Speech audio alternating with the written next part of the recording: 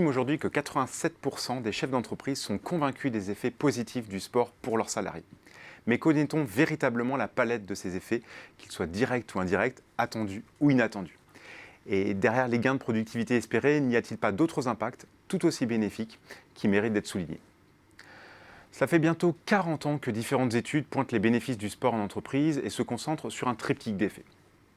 Une baisse du taux et de la durée de l'absentéisme, pouvant aller jusqu'à moins 40% selon les études. Une réduction du turnover, estimée à moins 25% d'après PwC. Une augmentation, in fine, de la productivité.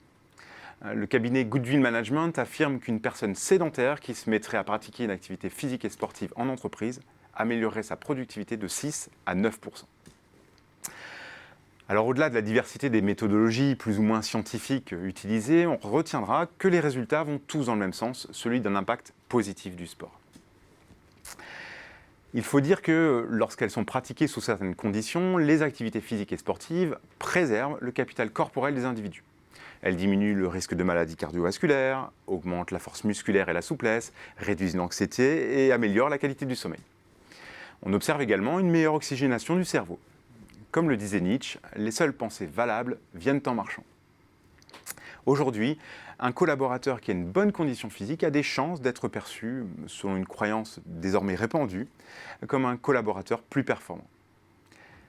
Mais bien d'autres bénéfices potentiels sont perceptibles.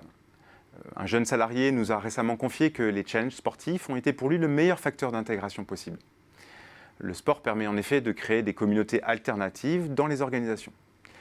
Il crée des connexions, parfois de la cohésion et fluidifie souvent la communication.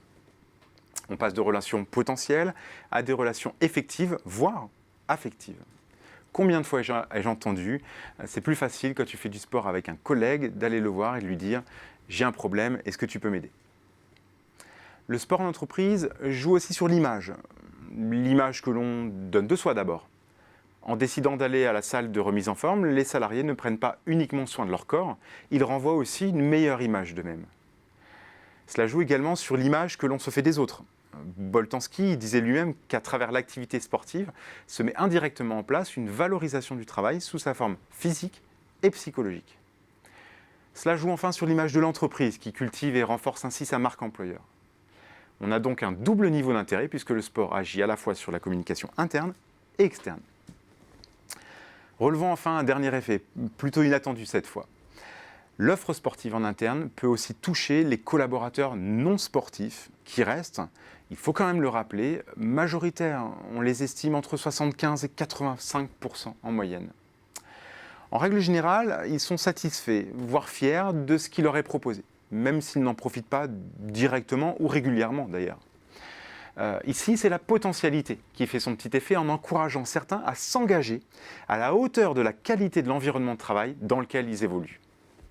On le voit, il y a différentes échelles d'intérêt, individuelles, organisationnelles et collectives.